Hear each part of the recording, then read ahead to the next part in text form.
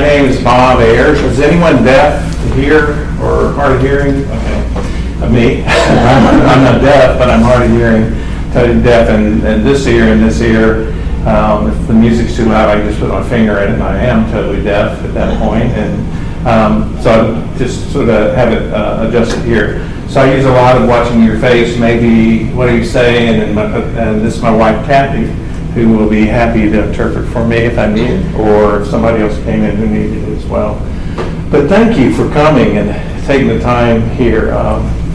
It's an amazing kind of story that I hope that's going to impact you like it's impacted Flora and Kathy and me and other people that know about Deaf World in terms of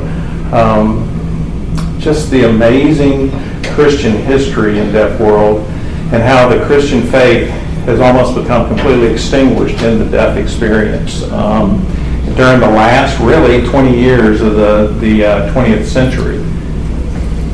I know you. Okay. Great. Do I need the mic, or can you? If you can do. I'm sorry, you can hear me. They're Okay, recording it though, so do you need to be closer? Oh, yeah, I know. Oh, yeah, thank you. Okay. I'll try to stay back here.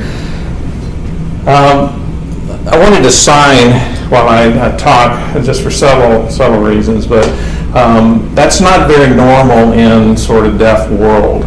But there's this huge range of diversity in deaf world, and it's a lot of just respect for the individual to make a decision what they want. If they're deaf or hard of hearing, you sort of have that kind of permission. The one thing that does feel kind of like offensive is if you're in a deaf environment and you're hearing people who are standing to the side just sort of talking.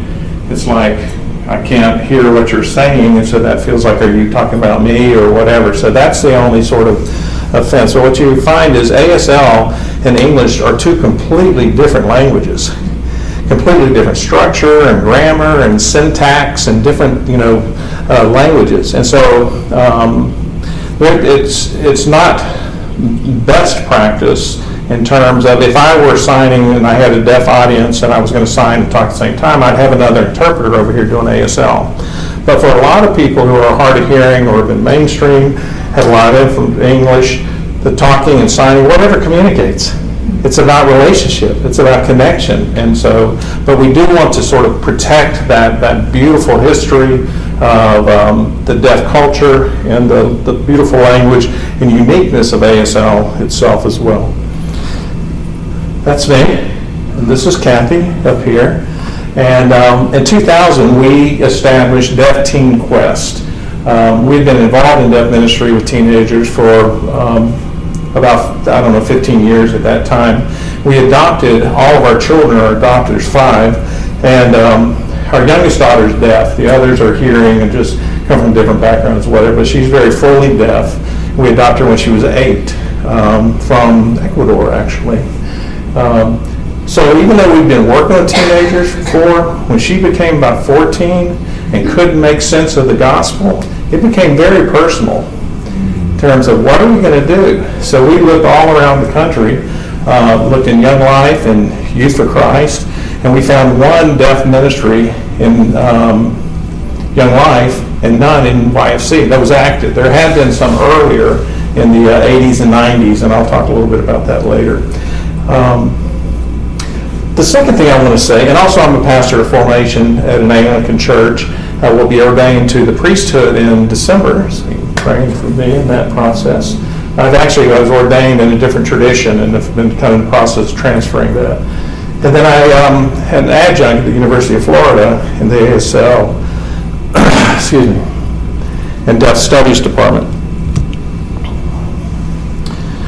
This 15 minutes is going to be focused on information from this book that I actually wrote in 2004 because I've been observing and involved in deaf world for about 20 years at that time, or a little under that, and had seen this just incredible change happen in deaf world. And from at the time when we first got involved, it was about 80% of the deaf were going to the residential schools, about 20% were mainstream. And then now it's about 85% are mainstreamed and about 15% are going to the residential schools. And the residential schools themselves are very different than at that time when it was just a huge number of it. And during that process, we noticed that the Christian faith was just being completely extinguished from those generations for two main reasons, which I'm going to talk about a little bit later in the conversation. So here are the points that I'm going to be making about the impact of that diaspora, which is a Greek word for scattering. The secularization and isolation, and the crisis this created across the deaf community, this loss of identity, this isolation, this huge influence now from an interpreter community. Okay? Whereas before, when everyone was in a deaf school and everyone signed, interpreters, you had a few of them around, but when you scatter out people, they have their own interpreter a lot of times, or have an interpreter for 2 or 3 kids. The impact of that influence on the deaf world, relationships, community, faith, all of this is in a handout that I posted. It should be on the app, so you'll have that to reference.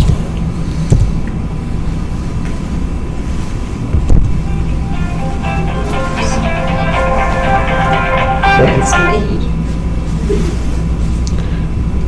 Oh, this is.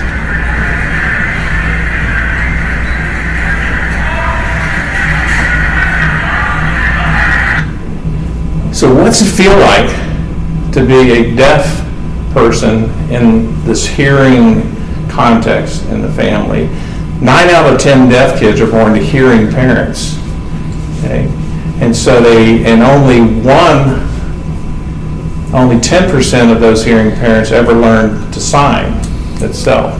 And so you have this huge kind of communication barrier in the families themselves. They also, as they become adults, deaf people tend to have hearing children. And so a lot of times there's this kind of completely different experience of being deaf. What's it feel like, especially if you're young and you love technology and you've been interacting in the hearing world and you have a good education and you're just ready to go, that you have so much potential. You have all these gifts, you have these skills, you have this education, you have this knowledge, you have this passion, and you are moving around in this glass communication bubble wherever you go. Helen Keller famously said is that blindness separates you from things, but deafness separates you from people. And so you come into a situation that it would be normal for hearing people. We'll enjoy, let's chat, let's get to know each other and everything. And you're in this isolation bubble there. Nothing wrong with the deafness. The deaf can do anything but hear, but they can do anything that hearing people can do. And that's a famous quote by I. King Jordan, who's president of Gallaudet University, the first deaf president. But the problem is the emotional and relational isolation created because of communication barriers. You're created deaf in the image of God. Okay. Every one of us, we're differently abled, and this person who's born deaf is created in the image of God. But they go through life many times feeling like a broken hearing person. So how do we change that? How do we approach that and interrupt that? Specifically, if you're living in isolation a lot. So let's look at some numbers. For every 1,000 hearing people born, there's 1.7, which that's kind of hard to do, but there's 1 to 2 deaf children who are born. Over the next year or two, that increases a little bit just from kind of poor health care or ear infections and everything, so there's some coming down. But in terms of birth with hearing loss, it's around 1.7%. So that means if you have 10 deaf kids up here, they represent about 7,000 hearing people that are out there just for 10 deaf kids. Of those 10 deaf kids, one of them has deaf parents. And those kids develop at the same rate, depending on their environment, as hearing kids with hearing parents. Do you follow what I'm saying? So the problem is not the deafness. The problem is the communication barriers, because those kids who are born in deaf families, they have language acquisition from day one. Instead of just moving lips, there's no language kind of coming in. It's some signing, and there's, and even now, hearing people, it's very popular to have your children, baby sign language and all, so that they can communicate. Because the brain's laying down all those linguistic kinds of framework in it. One of those 10 has hearing parents who learn to sign, or adopted by hearing parents that sign. So 8 of those kids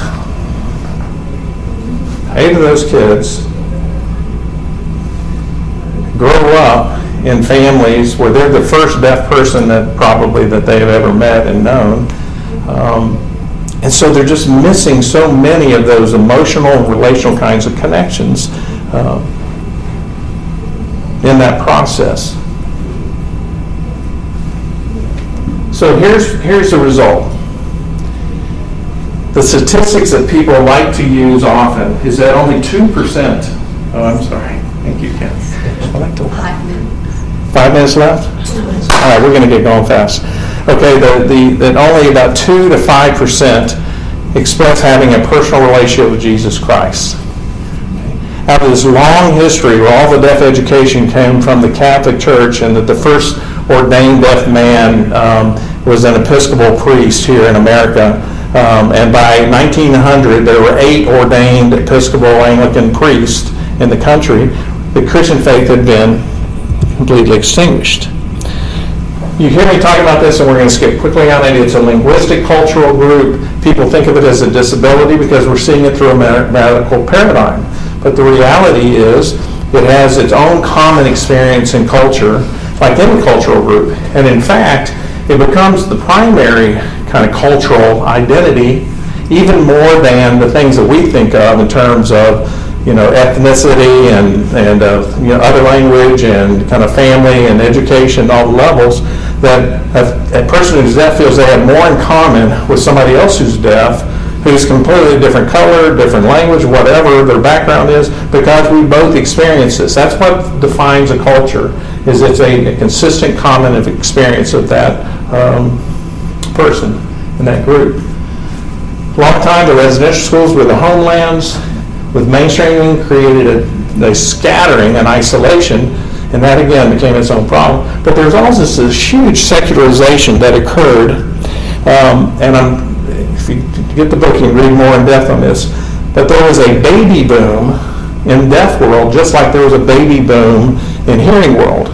But it was not World War II babies, it was rubella measles babies. It was from 1964 to 1969. It's just as beginning and end, and you have this huge boom of children who are born deaf. Now, as they grow up, their parents are advocating, so laws start changing. As they become very empowered, they have many opportunities. A lot of the barriers have been removed. They have interpreters, all these things. They're 19 to 24 years old when the biggest event of all time in the deaf world happened, which was called the Deaf President Now movement. It was sort of the watershed experience of deaf identity and deaf empowerment in that sense. The top 4 leaders, by the way, were all had deaf parents. They had grown up and just had that kind of confidence. So it created a crisis of culture, of language, of relationships, of community, and ultimately a crisis of faith. Now here's the good news, and we can talk more about this in Q&A and kind of pull this out. Everybody needs a place to belong. They need to have a sense of, that's part of adolescence, is growing up, is developing an identity as part of a group, and whether it's sports or whatever, that sense of place to belong. When you take that out, there's a lot of missing parts that have to be really addressed and dealt with. So the key, and this is where I'll pause at the end of this in a second. The key is recognizing that any group who's been scattered, okay, the Jewish people have that's sort of their word and their experience in that. How do they survive being scattered? Well, the 10 northern tribes didn't survive. Okay? It's this balance between acculturation, which is adopting the culture of the majority population, learning the language. Jewish people live all over the world, but they speak the language of their country. And inculturation, which is passing down the traditions and the language and the faith of the people. As I studied this, I recognized that one of the major things that a people group survives over diaspora is a belief in a God who's going to see us through it, who will get us to the other side of this time of being in the wilderness, of being scattered, of being lost, and keeping that heart of it. So there's been really a revival that's been happening in the deaf community, in youth and young adults. And that's why the next, tomorrow when I'm going to be talking about it, these young adults now are getting married, and so we have this new Christian young family that we're seeing. They're getting really well educated. They're taking on responsibilities. Deaf Missions now has a deaf leader of it. Deaf Institute will, Deaf Team Quest has I've shifted out of that position, and it's a deaf young guy who's very capable, much better than I am in that role, who's taking and running that ministry. So you see it's moved to that next generation. But how do we serve them and help their wounds and help their marriages and help their parenting skills, and how are we doing that as a church? Because this revival came out a lot in the interdenominational world of outreach, evangelical ministry, of summer camps, of different events, of Christian caring, Christian adults who were caring for them. If you want to know the key paradigm shift, there's 10 of them that I listed in the book, but these are the full. We can't just be doing Baptist and Catholic and whoever. And one week when we started DTQ, I had the Catholic priest and the Baptist minister both in the same week said, "Can you help us reach young people? Because we have not." And I said, "Sure, if you're willing to work together, if you're willing to lift up the name of Jesus and focus on those things that we hold in common." But now we move to a new era where we do need the denominations, and there's several of them that are really becoming stronger in equipping and training and raising up people. Our heart is in the Anglican Church and seeing what God can do in terms of deaf ministry here. Last thing, little. God so loved the world. I don't know if you can see that.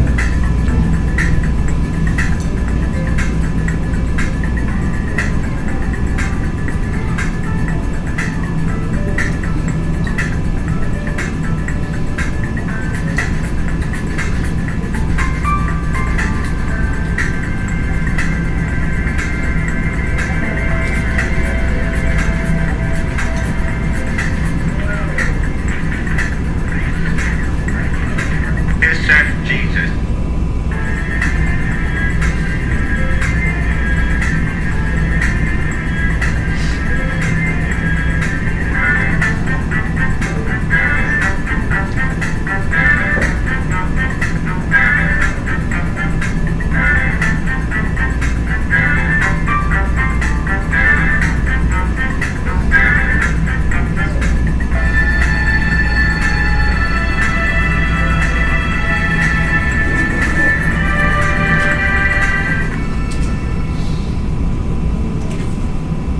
And a great group of deaf young people from Louisville, Kentucky and Danville, Kentucky have done it. So I need you to tell me when we stop. Now. When we stop the cue. Okay. I've stopped the talk. So now, talk to me. What do you want to know about, and we can discuss with you. In a group that I'm familiar with, they said that there's a lot of trauma, especially early childhood trauma, because they're deaf. They think that they can speak, so they're abused. Do you find this a lot? Yeah, there's definitely an elevated amount of abuse in general because they're easy victims when they see them because they know that they've got that communication barrier with it. But even those in good families, get this feeling of this trauma of, I just feel like I'm watching everyone else enjoy each other.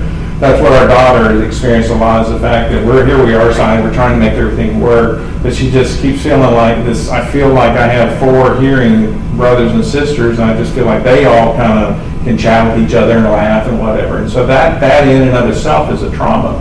And they have to face that. So the church of today has to be able to help people get through those wounds. And that's a very, very major part of the church, has become much of a healing place from that trauma. But there is, yes, actually an increase of all kinds of abuse, even neglect. Well, we find a lot of times you have sort of the extremes of just major neglect, like just go away, or a controlling, kind of overwhelming, enabling, disabling kind of attitude that happens. And So there are many deaf counselors? Counselors, no, there's not. That's one of the problems, is that they're not the natural supports in the system, and even the things that you would think like, okay, well, I want to go to a counselor, we have 100 of them that we could go to, but when you're deaf, it's like, what do? You have to convince them to bring in an interpreter, or you use a relay interpreter, whatever. So yeah, there's a real need for it. There's more and more of this new generation of deaf who are going into counseling because it's such a trauma that they experience themselves, and so we're seeing more of that. So, good questions. You're a counselor, you ready to learn some sign language? Doing good, that's great. What else? Just a comment. You said how you nurtured your daughter to find her identity and also to handle her trauma. I believe that the society or the community is the womb in which a deaf person is nurtured to come to a full potential. Because I had a brother who was deaf, and he wanted to get married to a deaf person with a hearing aid. The child born deaf, and there was problems. But we refused to accept the deafness there. We went into speech therapists and all that.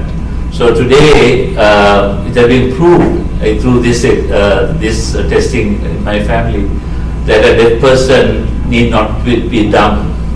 But a deaf person can still talk and communicate. So that's just a comment I want to make on that.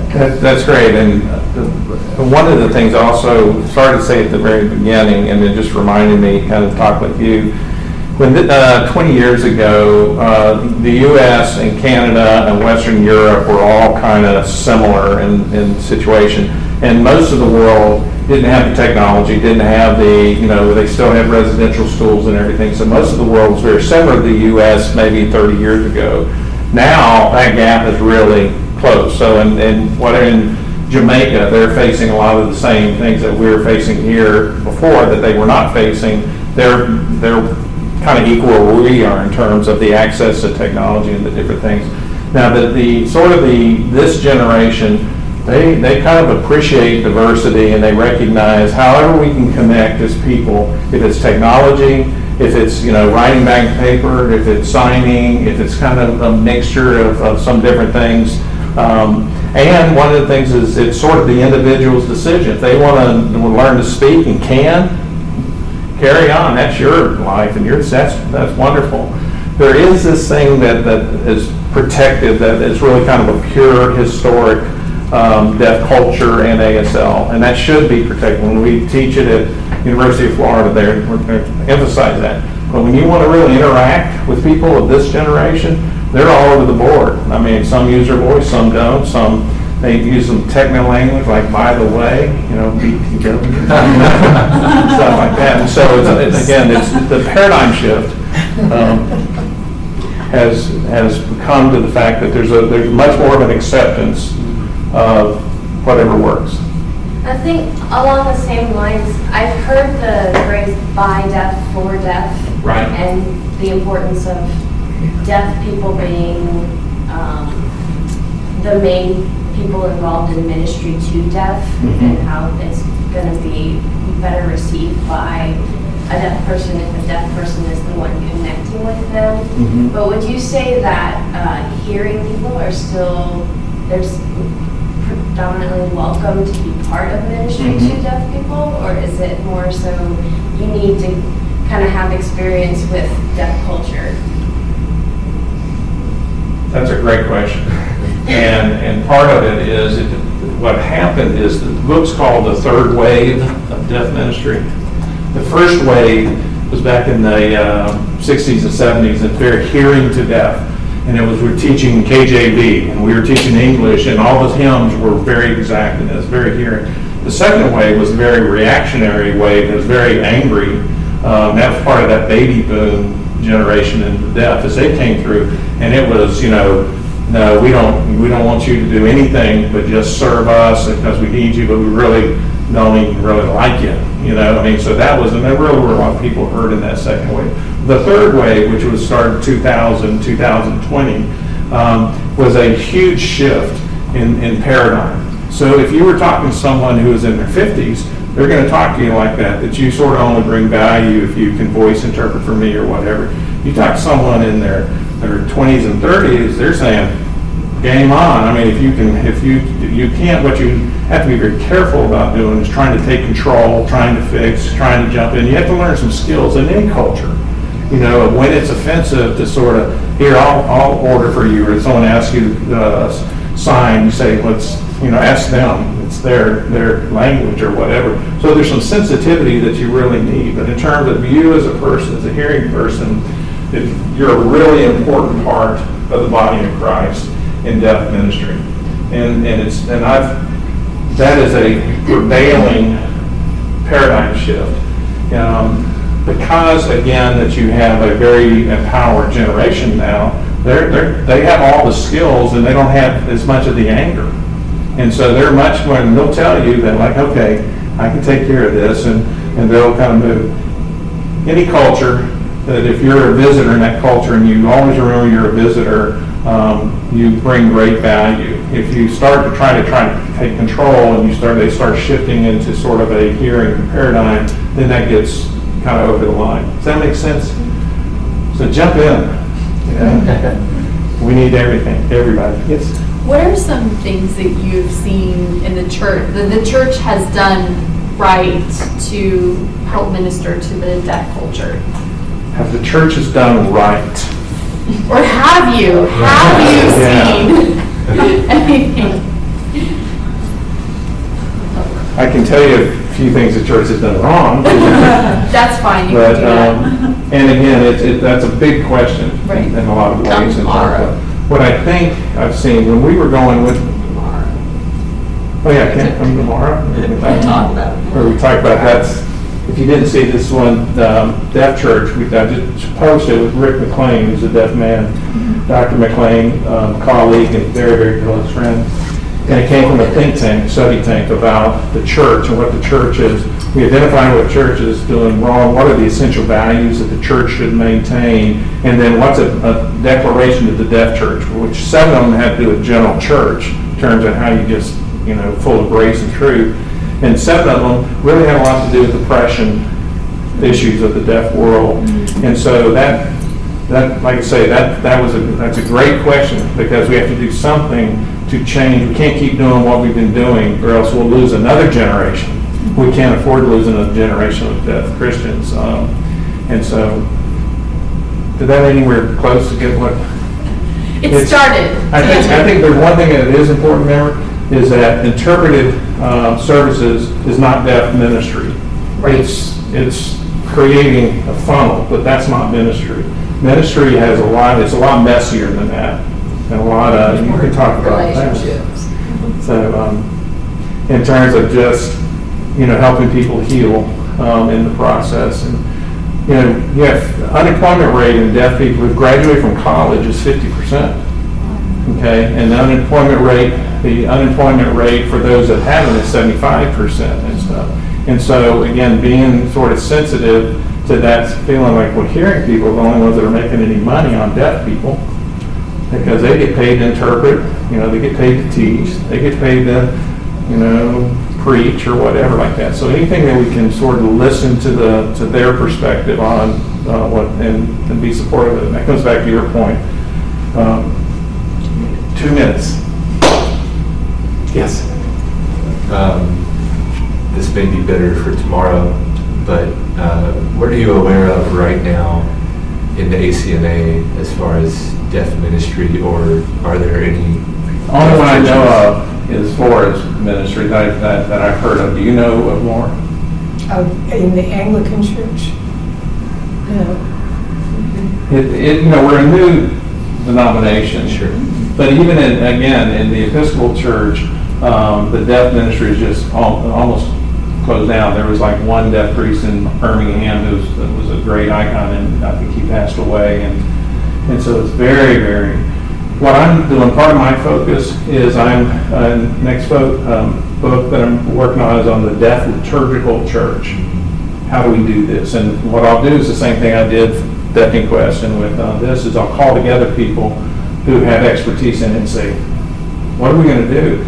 There's no standardized Lord's Prayer For signing. for signing. Okay, well, how do you memorize something that, and so there are very few, there's probably, of Christian deaf, there's probably 10% who would know the Lord's Prayer. Well, that's something that we need to address. So I'm very excited about deaf liturgical, not Lutheran, the deaf liturgical church. So, you guys are wonderful, thank you. And let's pray. Jesus, thank you so much for what you're stirring in the hearts of your people. And Lord, being born deaf shouldn't be a sentence to hell. And it should be that people have the right to learn and understand and experience and open themselves to the movement of your Spirit. And we see that happening in this younger generation starting to spread. Lord, protect them, provide for them, and pour out revival in their lives, and help us to be our small part of it as well. And thank you for the people here and their lives and their stories, and we just pray for what you're going to do in them and through them for your glory. In Jesus' precious name.